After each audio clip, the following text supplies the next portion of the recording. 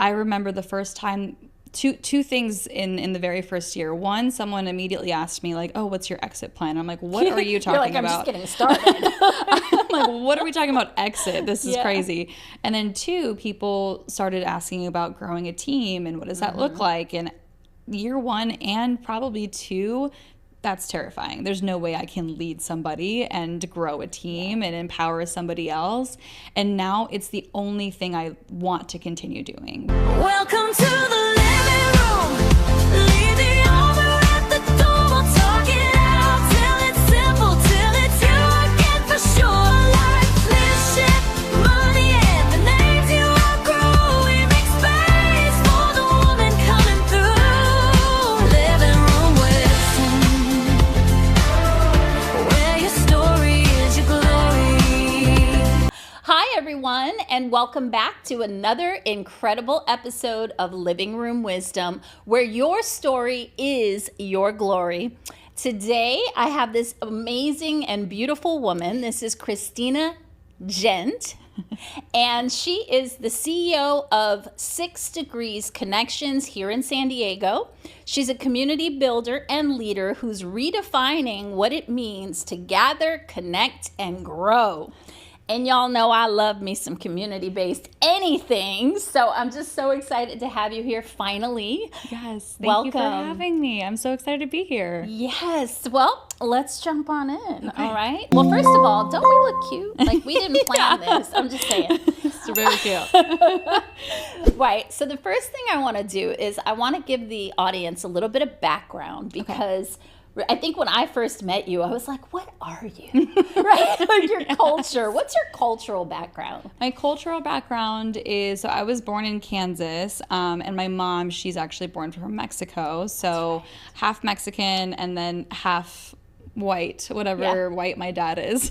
Yeah, you look so like Native American. Oh, do you get that a lot? Yeah, I've gotten the gambit. I mean, honestly, so many things.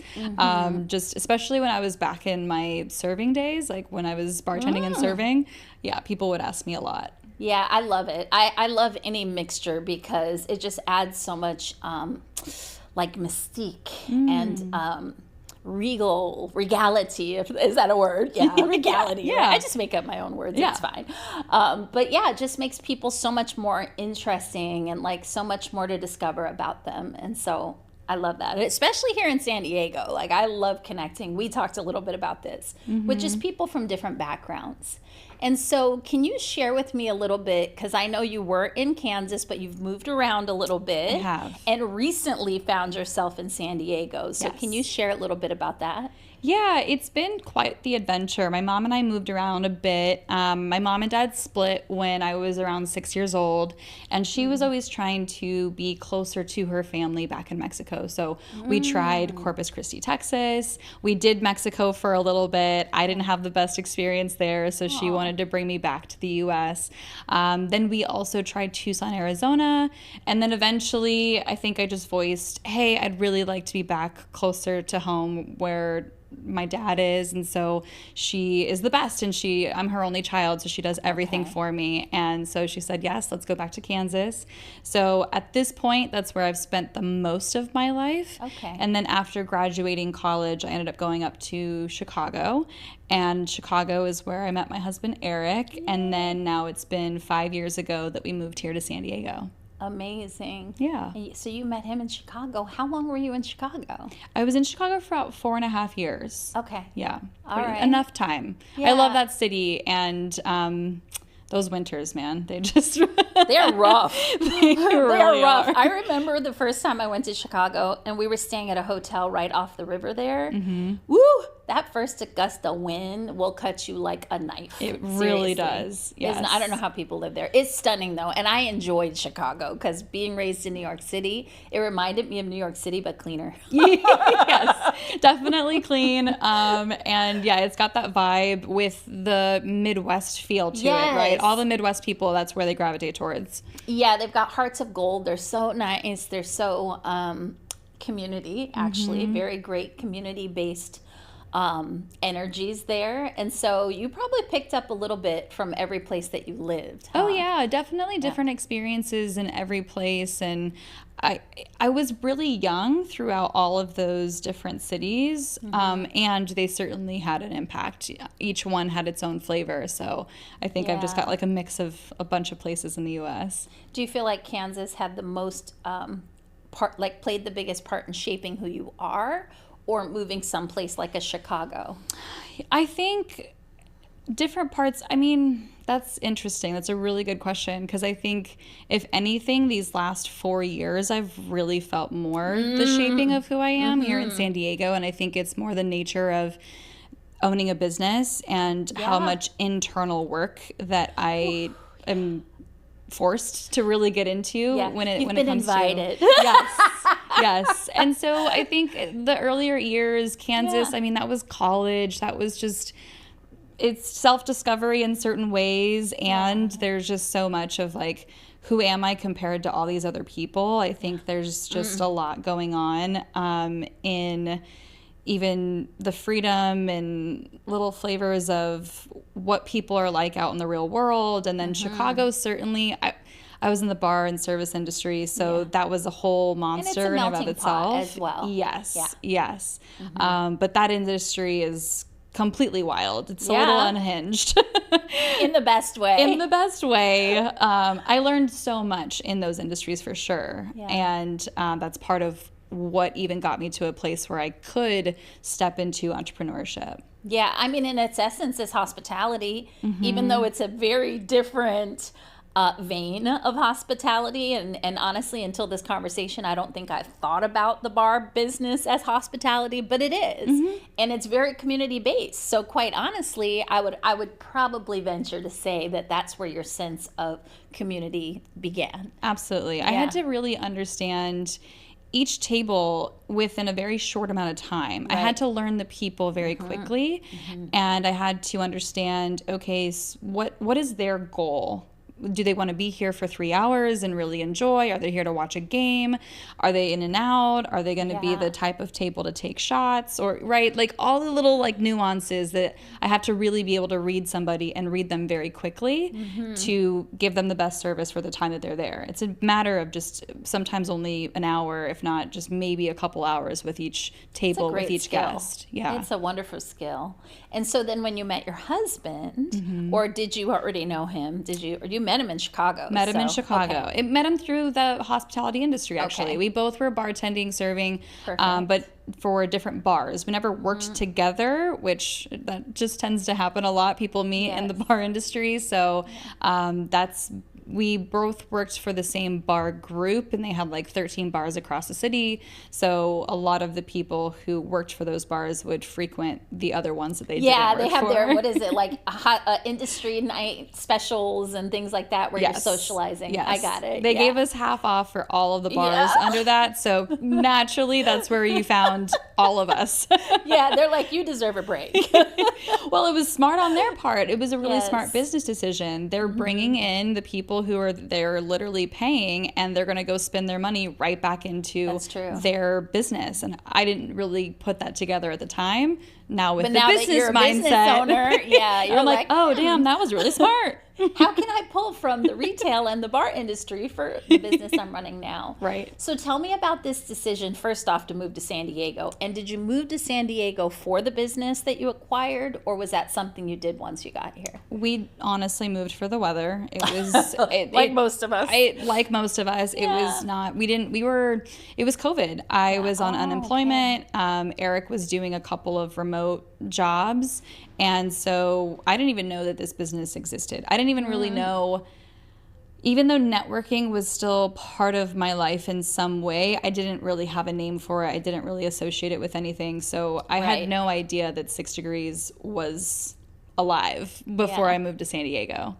Okay. And so then I believe you told me that you connected with that person, right, organically. So tell me a little bit about that, because many of us who are looking to purchase a business, we go to a website or a broker or something like that, and it was almost like your whole entrepreneurial journey was destined. So share a little bit about that. Yeah. So fascinating. It was, I think. I downloaded LinkedIn when I moved out here. I had never had that platform before, and I just started connecting with people, and I happened to connect with the people who owned 6 Degrees at the time.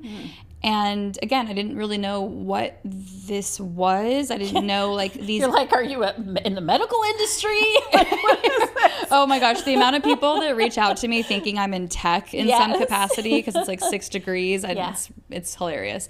No, so I just decided, let me figure out what else is out there. Let me figure out where else I can use my skills. And so the people skills in the hospitality world, even with my theater degree, like those skills I was able to translate into the business world and figure out, okay, here's this group of people. How do they all connect, and who is really going to be a power partner for whom, and what's the even just like order of operations of the type of industries that are just so well matched together. So that's the learning that I got to do really quickly. I had to learn quite a bit about all of these different industries, but it was really fun. I started working for them, that couple that owned this. Oh, that's smart. Yeah, so that was what I thought I was getting myself into, was working for them and just seeing where that took me, not realizing that within 6 months they were going to offer me 6 Degrees. They had a plan. You just They didn't had know a plan. about it. I did not know. They were doing on-the-job training. Like, oh, by the way, Yes, they looking to definitely. exit. Yes. That's really smart, actually. That's Yes. a smart way to do it. And so now you've had the business for, what is it, 4 years? 4 years. 4 years. And tell us, first off, tell everybody a little bit about what 6 Degrees is. Yeah, so for us, we really wanted to bring that hospitality into what networking is. So networking exists in all different capacities. There's events, probably there's like 10 of them happening right now. Oh, right? in San where Diego, people- it's more like 50 a day, Yeah. at least. Definitely. Jeez. And so we thought, how can we take our skills, being Eric's skills of both marketing and hospitality, and even just the event side of his experience in his past, and then my skills, definitely more of the people and soft skills, and then create more of like this 5-star experience when someone is in this networking space. So often I hear people talk about the transactional feel and kind of feeling almost like an outcast, like coming into a group that I don't know, and it's a little cliquey. And so a lot of these words, I thought, how can we actually completely shift the narrative of what it feels like to enter into a space where I truly want to just be present with the people that I'm sitting across from, right? And the phones are gone, and I'm not really thinking about anything else. I just really get to know you as a human. And so since day one, everything that we've shifted and how we've evolved over the last 4 years has been taking more and more steps into that direction, and just continuing on to chase that vision that we've had since the beginning. So it sounds like it's a very elevated and curated experience. And I know I just came recently to one of the events, and I absolutely loved it. Part of what I love is because everything I do is curated and elevated. I used to say that I'm snobby, but I'm not snobby. I'm discerning. I just know that who I want to share my energy with and who I don't. And it has nothing to do with the other person and who they are or anything like that. It's just more of, for myself, of the energy that I want to surround myself with and how I want to be met in relationship. Yes. And so that is the thing that I love most about what you've done, because we talked about this a little bit. I had actually attended some of their events previously, and it's completely shifted. Like, whatever you all are doing is magical, because it's a completely different energy and experience for the client. And I would say that a lot of that is just the intentionality. Yeah. And so from the time you started, took over the company, until now, what has been that growth? Because there's an identity you came into that with as someone coming from hospitality, first-time entrepreneur. I know the entrepreneurial journey is a spiritual and personal development journey all day long. Yeah. So I can imagine that who you were when you came in and who you are today, completely different. Can you share some of the ups and downs and highs and lows? Yeah, it's wild to even think about in 4 years' time how much internal growth I've experienced. And it's necessary for anyone who owns a business and wants to continue leveling up. In order for the business to level up, I have to level up. Yeah. I have to do the work in order, if that's my goal, Yes. right? And not everybody wants to continue growing and wants to be $1 million, $5 million, $10 million business and keep growing. And that's perfectly fine. I think when I started, I remember the first time, two things in the very first year. One, someone immediately asked me like, "Oh, what's your exit plan?" I'm like, "What are you talking You're like, I'm about?" just getting started. I'm like, "What are we talking about exit? This is crazy." And then two, people started asking about growing a team and what does that look like? And year one and probably two, that's terrifying. There's no way I can lead somebody and grow a team and empower somebody else.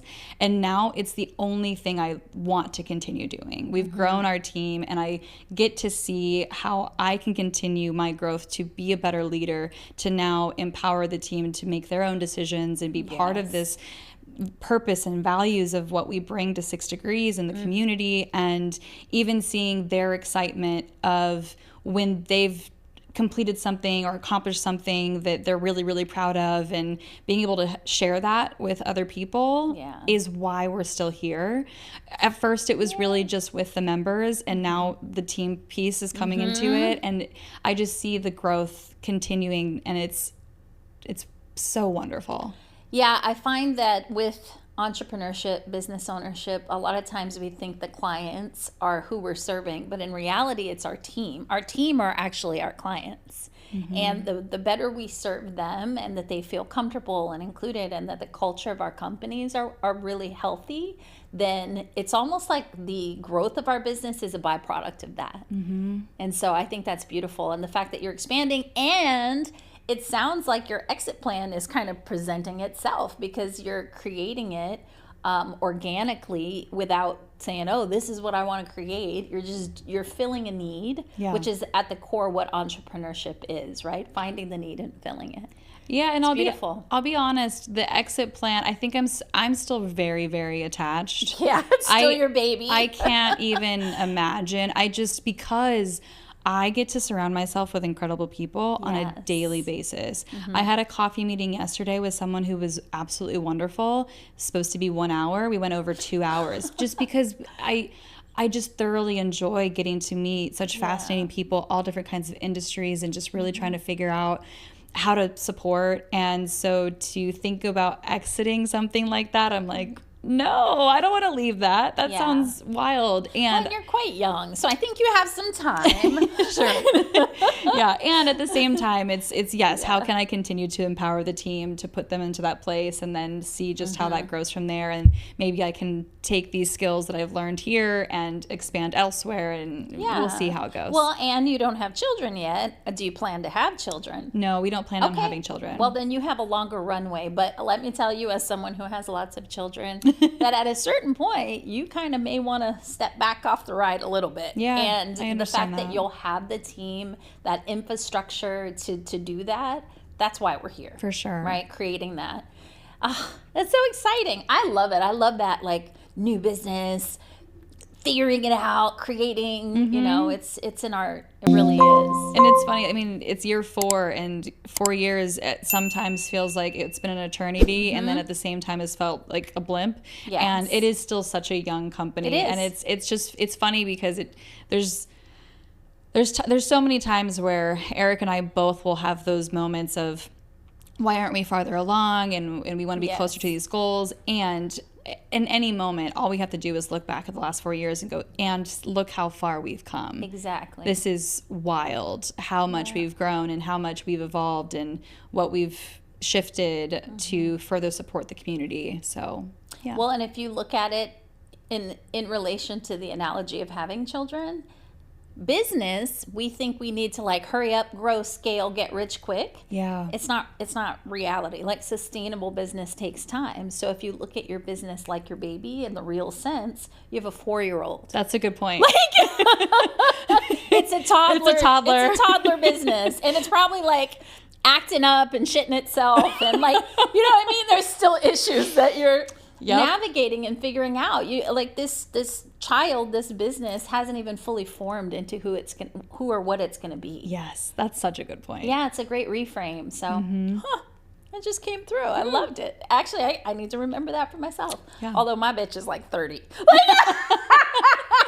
It's like, when are you going to do your thing? When are you going to grow up? Right, When are you going to move out of the house? Hello. This is exciting. So when we originally met, you had workshops, you were doing dinners, and you had a certain structure for your membership. And I know that you mentioned over the last maybe 60 days or so that you've gotten a lot of clarity, that some things have shifted. So can you just share with us a little bit about where you are now as a company and where you're going, who you're calling into this yummy space? I really think that we have figured out that our lane is relationship development. So how can we continue to support people in building their relationships? And that doesn't always mean just in one capacity, where I think most networking tends to be about what's my relationship to get referrals. Right. And what we're talking about too, of just like empowering our teams and being able to show up as a better leader, that is a very important relationship. So, and even the way that our business has an impact on our personal relationships, right? Yeah. We don't live in severance. We are one person.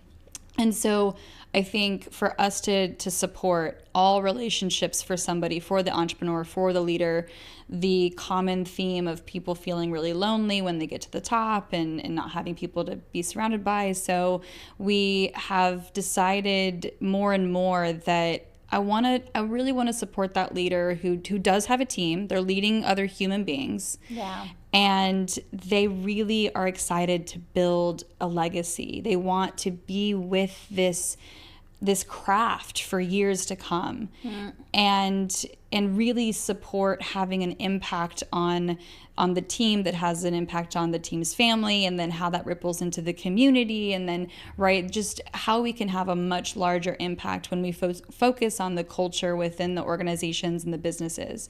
So we've naturally attracted a lot of people who are in some type of relationship other than just business within their business, just as it's Eric and I as a married couple. Yes. So that, or even just like a father son, or any kind of family dynamic has been drawing more and more into the community. And I think it just really aligns with the values of 6 Degrees, and in building a legacy and having this passion behind the craft.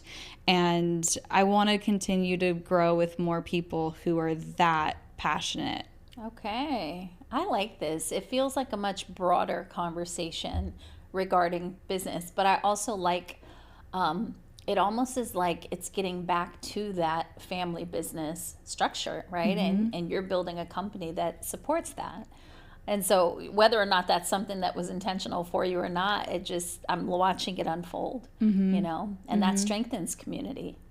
And I think the family businesses are going to need more and more support as AI technology, everything continues to evolve. And I think more of these larger corporations are going to continue to just engulf these smaller companies. And I think people really, they want small businesses. They want a community of small business owners. And so I think to be able to have a space where we can really empower that person and not let everyone just get gobbled up by big corporations. Yeah, definitely. It's actually making me think about, we just did our 100th episode, and I Yes, had congrats. our featured, thank you. It was amazing. I'm just now coming off that high. But we did an interview with Bob Dalton, Yes. who you know, and he speaks a lot about localism. And I feel like there's a synergy between what you're doing and his messaging, because that's what it's going to take. Like, we need to get back to community. We need to get back to this kneecap to kneecap connection.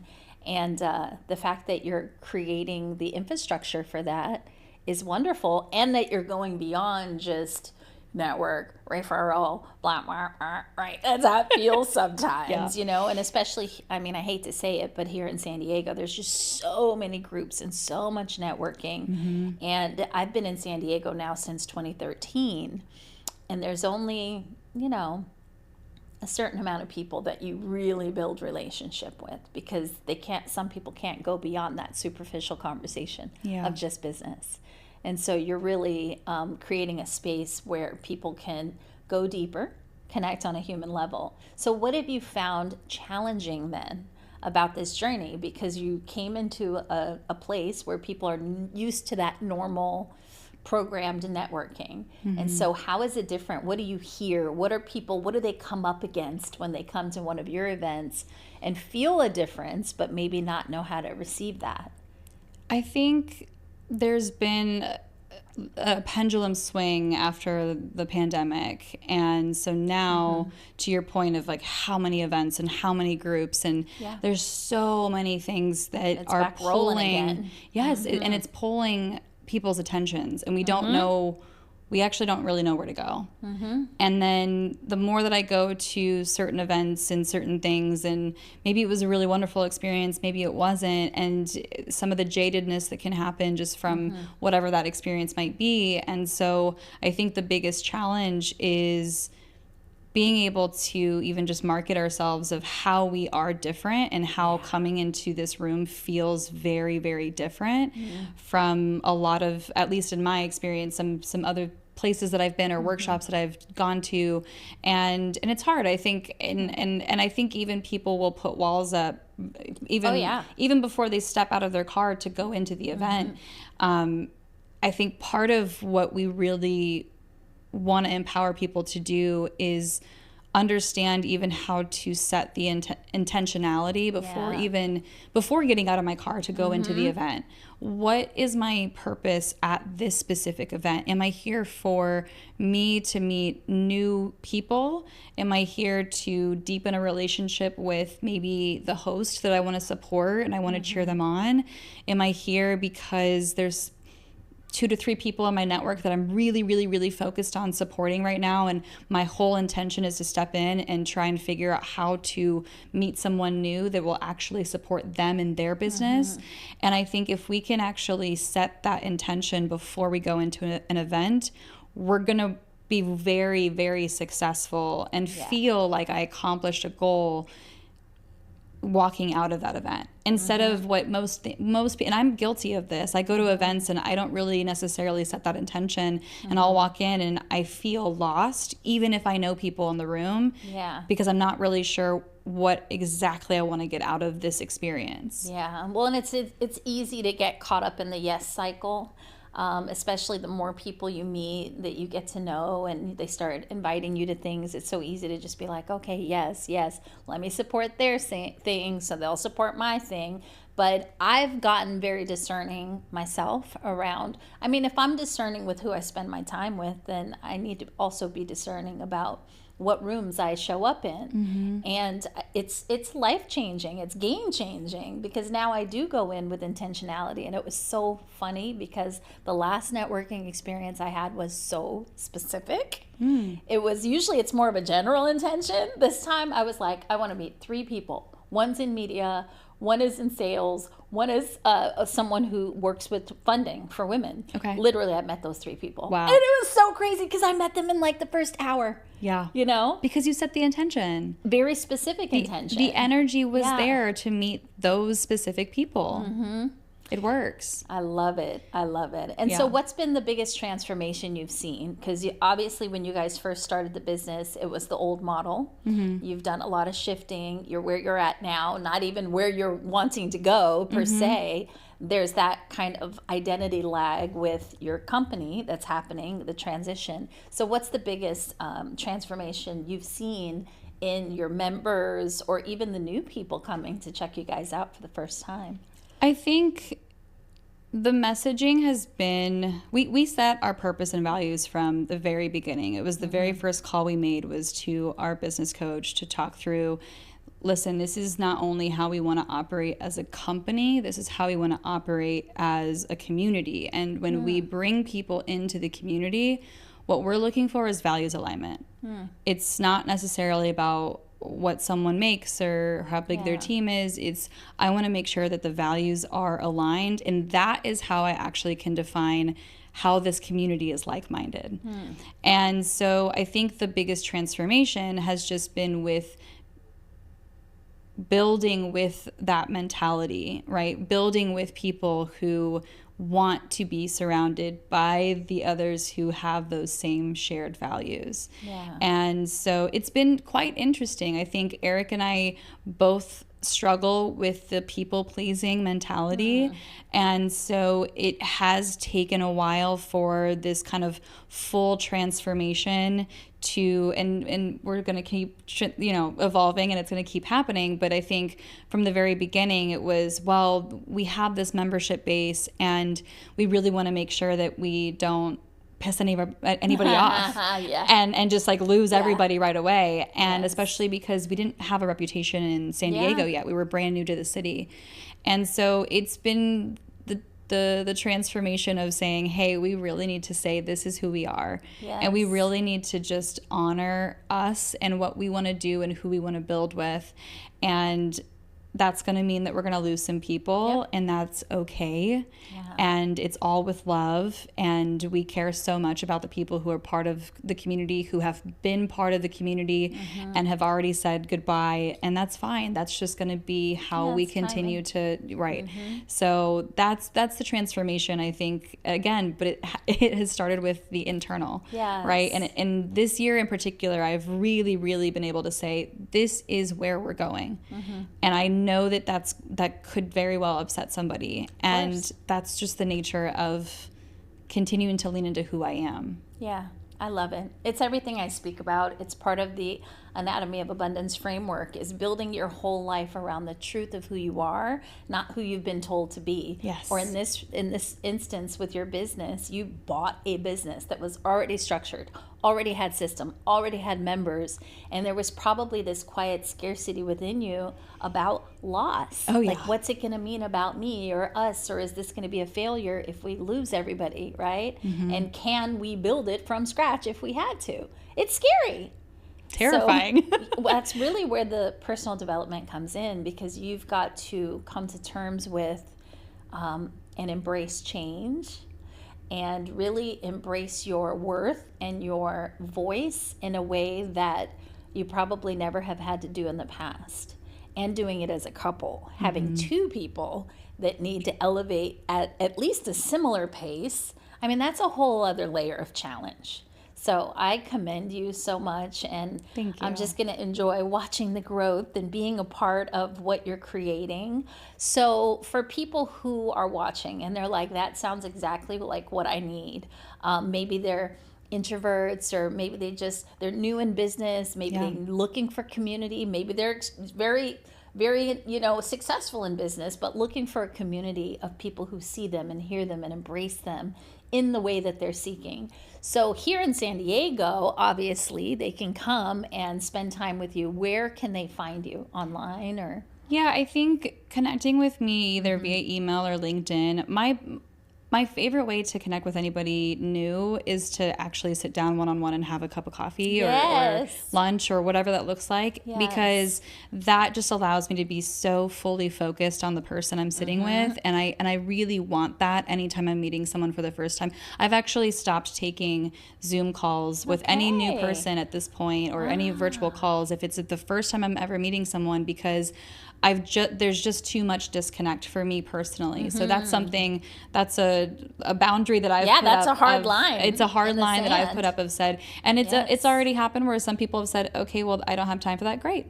When you do, perfect. But that's truly, it's just reaching out to me directly, email, LinkedIn, whatever, and I will sit down and everyone's worth a cup of coffee. And my entire goal is to, how do I add value in this hour that we spent together? I love that. So spell your name so people can find you on LinkedIn. Yes. So it is Kristina,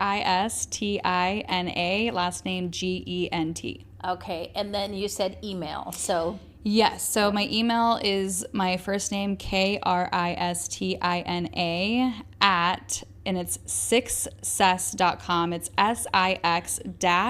six-cess.com. Okay, perfect. And this is wonderful because I love in person. You already know. I'm like, hey, let's get together. Most people, when they DM me or email me or whatever, and I extend an invitation to meet in person, like, oh, come, let's have a beach walk, let's have a coffee, they're taken aback because people just don't do that anymore. And that's what we're craving, human connection. Yes. I mean, COVID did so many there was some great byproducts that happened, and the remote world is one of the things that happened from that. And I think that it has just created a lot of disconnect. And so we need to just get back to being in person. And does that take more time? Do I have to sit in traffic? Yes. Yeah, I do. So put on a podcast. Yeah. Right? Living Room Wisdom podcast. Put on a podcast and listen to, or jam out to some awesome music and get Yes. excited about, right? And just use the car as a space to do something and be present even then, and even in traffic, and then go meet that person face to face and just be as present as possible. Put the phone away, don't leave it on top of the counter, and be with somebody else. There's so much power in that type of connection. It is. Taking it back to the old school, because I'm an old fool and I'm so cool. Anyhow. I love But it. I feel like everything's recalibrating, and I just want to thank you, first off, for being here and sharing with my audience, but also for the role that you're playing in this shift. It's beautiful. Thank you. And appreciate it. Thank you so and much. I see you. Thank you. And thank you for having me. This is so lovely. Yay, thank you. And thank you for joining us on another episode of Living Room Wisdom, where your story is your glory. Make sure that you subscribe so that you get notifications about new episodes that drop weekly on Wednesdays. And leave us a review. We want to hear from you. We want to know we're making a difference. I don't do this for my health. I mean, yeah, it's fun, but we really want to impact and transform your life. And so please leave us a review and set your timer. We'll see you at the same time, same place next week on Living Room Wisdom. Bye.